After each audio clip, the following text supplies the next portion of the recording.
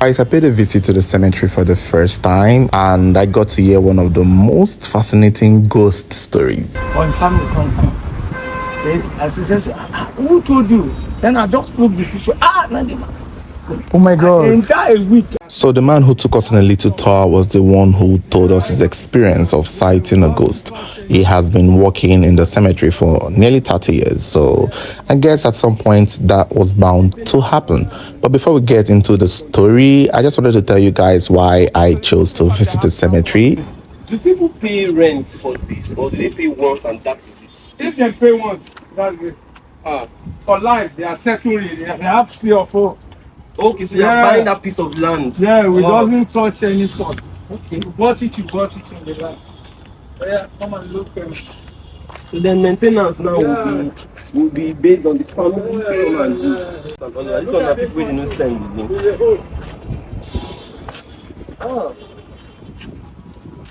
So it's up to the family to actually just care for them.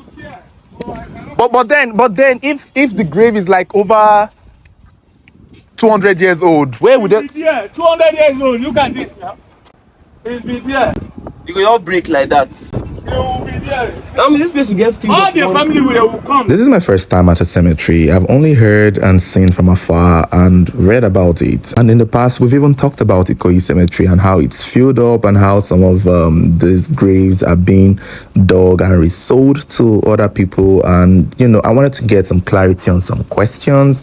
And at the same time, I wanted to know how I would feel in being in one of these places, because growing up, there's always so many omen and darkness associated with the cemetery, with the graveyard. There is always a sentiment of ghosts, there's always a sentiment of money rituals, there's always this sentiment of darkness surrounding it, and I really wanted to just see for myself.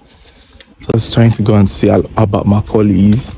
I don't usually know how the timeline of these graves are, you know, arranged, but I think a lot of the people buried in this area were buried around the 1940s to 1950s, because Abad Macaulay's grave, which is this one here, was around 1949, right? Sorry, 1946. So yeah, obviously his final resting place still looks intact. Clearly it's been maintained very much. I think the man said that his family or his lineage or his, you know, his generation still come to pay respect, and they also pay for his, you know, for the maintenance of his gravesite. Let me take you to Feko Kuti. This place will be filled up one day and there will be no more space. No more space, yeah. But then again, there will most likely be more land. No, we don't touch it. Okay, they don't. Because there was this thing on the internet that they say people... Don't mind them, it's not Ikoyi Cemetery. We are not in so. It's a feminist area.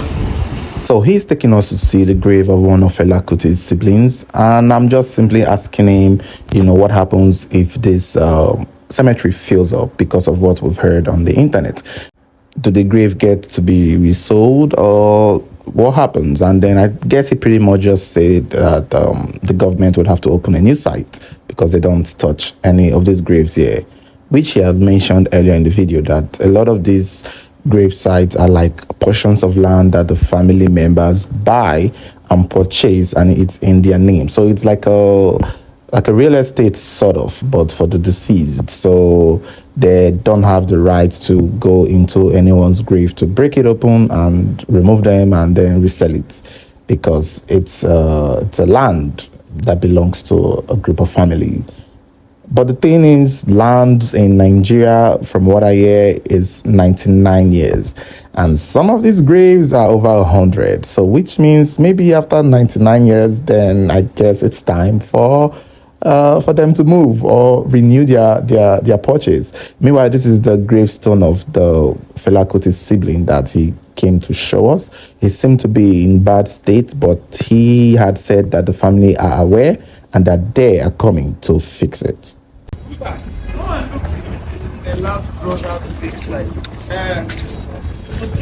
Is it the younger brother or older brother? Not younger, it's not younger. Senior. His elder brother. Elder brother. Okay, ransom. Ransom. The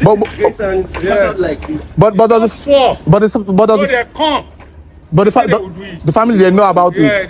But who informs them? Eh? Who will inform them? No, they are coming. Okay. If they want to remember I just passed now, then they As old as this cemetery is, I just wonder how many people must have been buried here. It might be over 1 million if I'm not over exaggerating. So up next, we went to see some of the grave sites for some colonial soldiers that may or may not have fought during the World Wars. I think that should be either the First World War or the Second World War. I'm going to guess the Second World War because it seemed to be in the 1940s that many of them were buried here. It's not clear if they died during the war and they were brought back home, or if they successfully fought the war, came home and died eventually, because a lot of them here seem to be very young, and many of them died pretty young. So I'm going to assume they died during the war.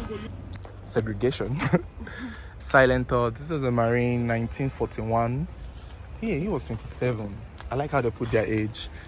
Funny enough, I learned something about the cemetery culture. It seems like a family can purchase a plot of land or a portion of land and then reserve it for their family members.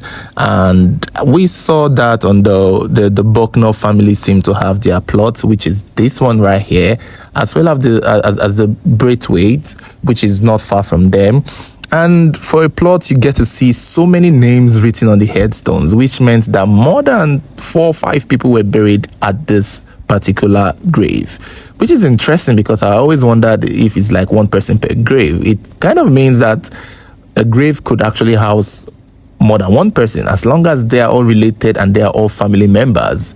And that is quite interesting. I did not know this. So this is the Braithwaite family. And I think they've had this plot for a long time because, their oldest members of their family had been buried here as far back as the 1919s, the 19th centuries, which is interesting because some of their children buried here did not even meet them, which is quite fascinating. What's also interesting too is that there's still space for future members of their family, if any of them might be interested. I guess I'm not so sure. So the plot is not particularly filled from what I gather. So even if Seth is probably filled up, if more members of the family want to add more on it, I guess they still can, which in my opinion is economical because I guess this could eventually house more people, I guess, if more family members take this practice. Yeah, this is another interesting vault. I think they bought the both side of the plot, I guess, if they call it a plot, I'm not sure. And it's still empty, not all have been used, so there is still space for future family members. For me, I don't know, I like the idea, but my thing is, so if another family member is coming to be buried here, would they have to break this beautiful stone and tiles that look expensive? It looks like it's so expensive, so it looks sealed already. So to know that more people would still be buried here makes me wonder if they would have to break through these tiles to put them in and then pay for more tiles or get a new one, because I don't really understand how they would dismantle it or fix it back. I guess maybe they have their way, but I just think it's quite a beautiful marble design. And it's interesting too, because at least all the family get to stay together.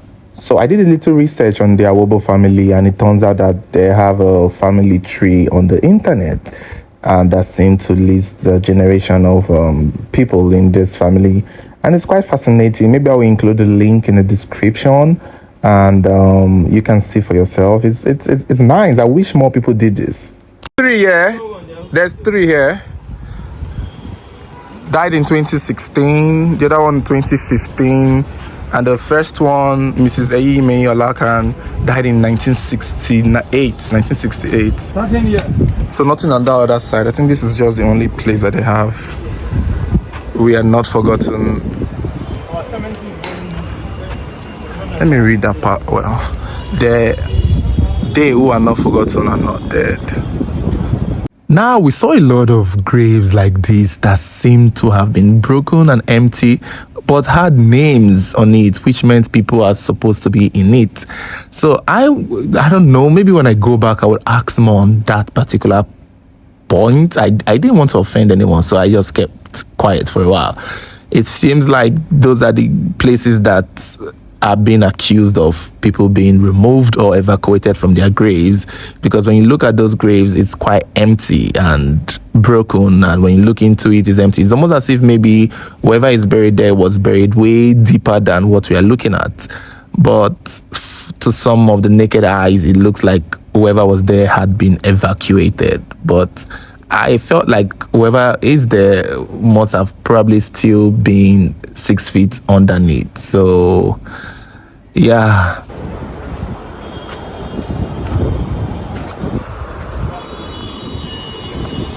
Where is that?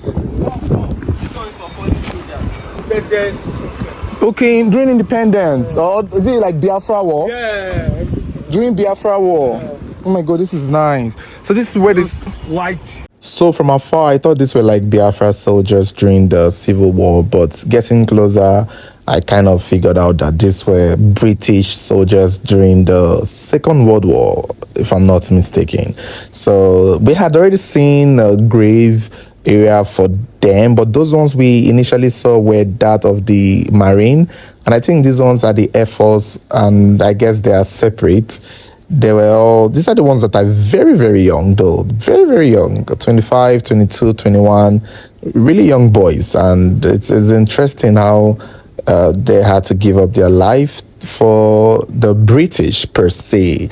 Now, what I don't know is if they died in Nigeria, because if they died in their hometown, because the war wasn't fought here in Nigeria. So I don't know how they got their body back home. Maybe their families were still here, so they were brought back here.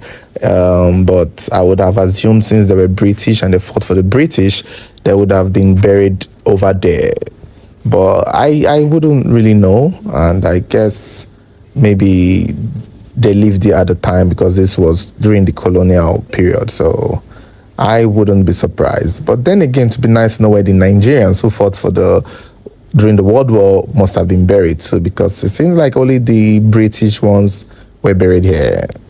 So, well, I mean, I'm not gonna call anything, like maybe the Nigerian ones are the ones in the bush. I'm not so sure, please don't quote me on that. 1941. Okay, if it's 1941, that means this is not Biafra War. You know, olden days, there are soldiers. Yeah. White people. Yeah. Some go and fight for us. Go to fight war. Okay. Take something. Some were working with us. By the time they never give us independence. True. Like say they are working here. You understand? Yeah. Because they have to bury them here. True. They will talk about the history there. So that's true. So 1990. 1919. An exile from Scottish shore. Oh, he's an exile from Scottish shore. An exile from Scotland. So during the war, probably was exiled for war. Or how does that work? That means during they are fighting. You know. Since this is 1919, that should be the First World War. Some by the time they are fighting war. Yeah. You understand? Yeah. Some die immediately. True. You understand? Oh my God! I just saw this particular grave. I don't know what this is. It looks really old. Man. You understand? He's a very strong man in Nigeria. And so fine.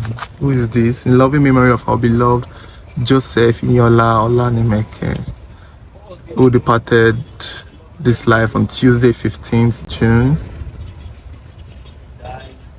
In this life, we shall never forget him. He died at the age of 44. Made of glass. So on our way to see Tom Jones, I don't know who that is, but the tour guide really wanted us to see that particular grave. I guess he assumed we know who he was, but I'm sure it's the one white man that was there during the colonial period. However, though, what caught my eyes was the blue man behind it. Also, if you notice, there's a chain around this particular grave that we are on. And back in the day, we always thought when a chain is built around a grave, it's to prevent the ghost from haunting.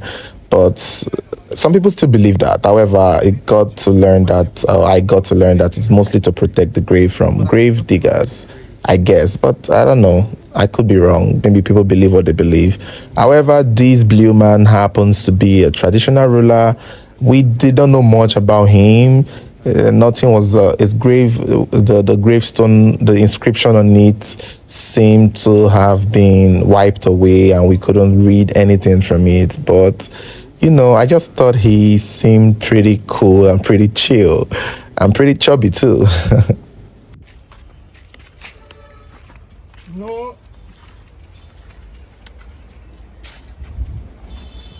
This is 1920, 11 memories, just age 59. I really get fascinated when I see older gravestones. Like, I want to see the oldest grave in this cemetery. I want to see the first person buried here and what year it was. I didn't really ask because I guess it skipped my mind. There were just too many things. To be fair, we didn't really exactly plan what we're coming here to do.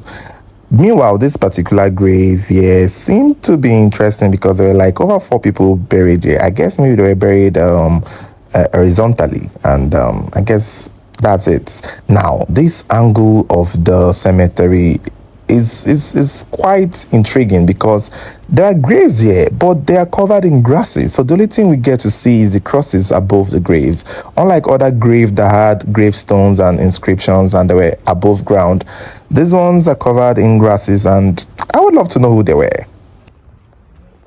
I know this might sound weird to a lot of people, but I did enjoy my time here at this Ikoyi Cemetery. I'm not going to lie.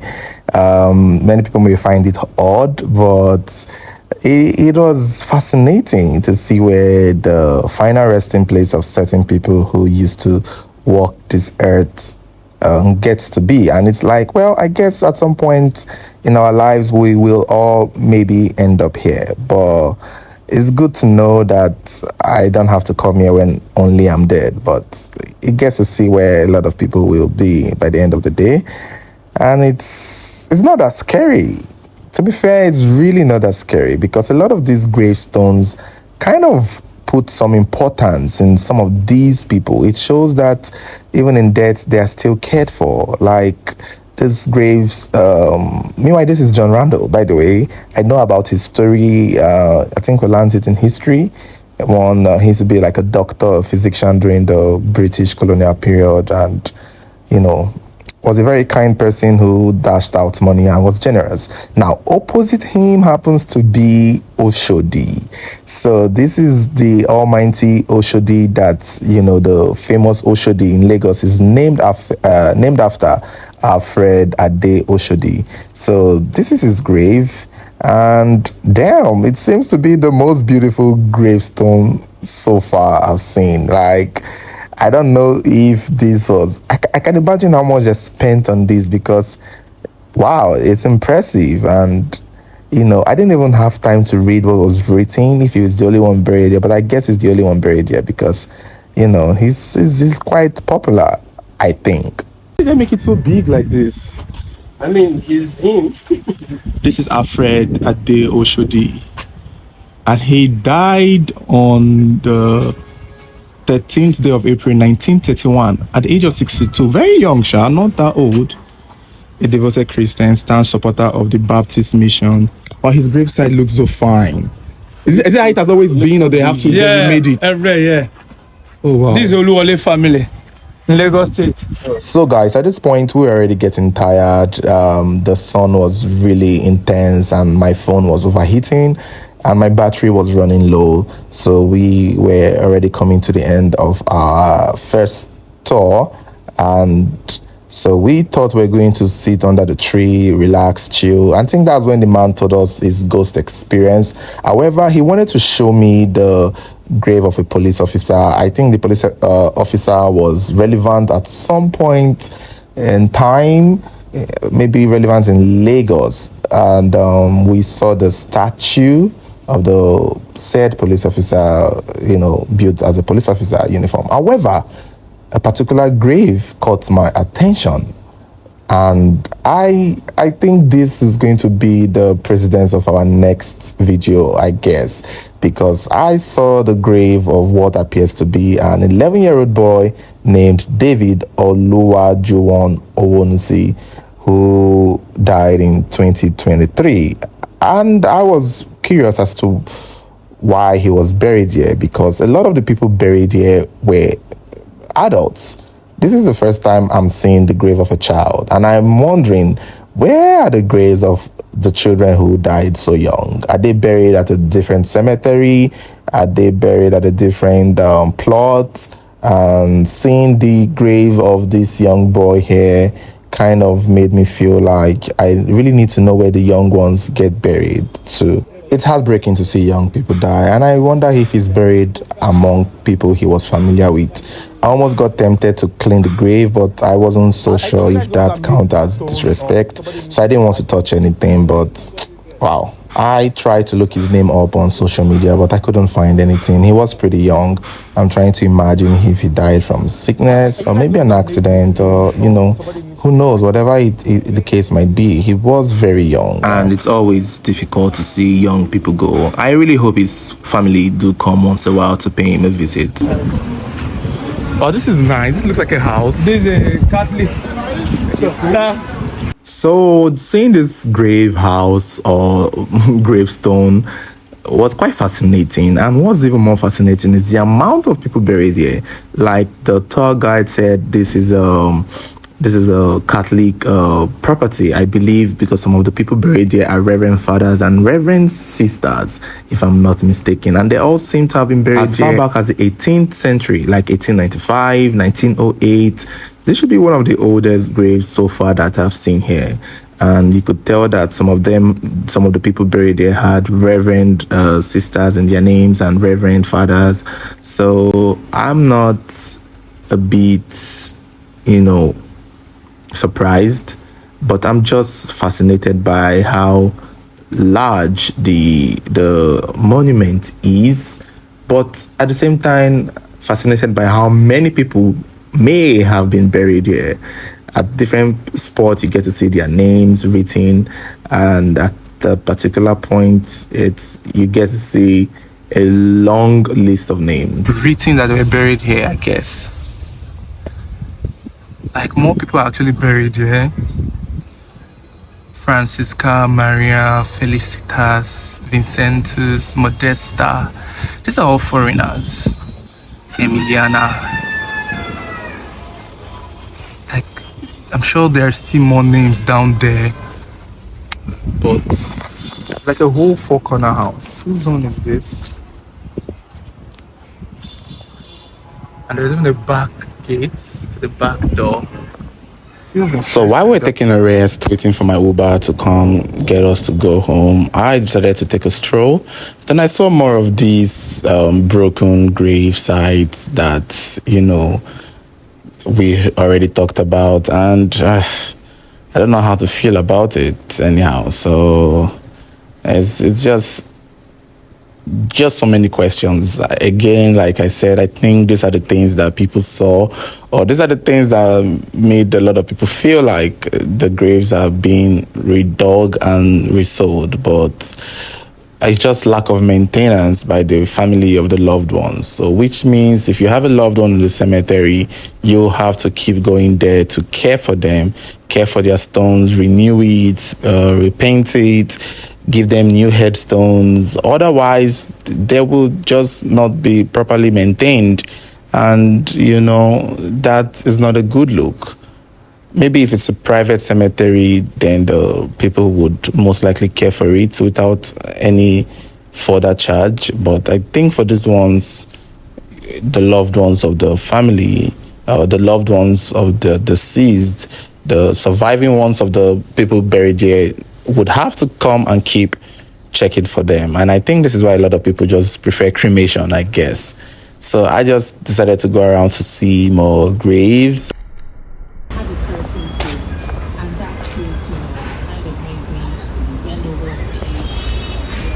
So I stumbled upon this grave of a 33-year-old woman who died in the 70s.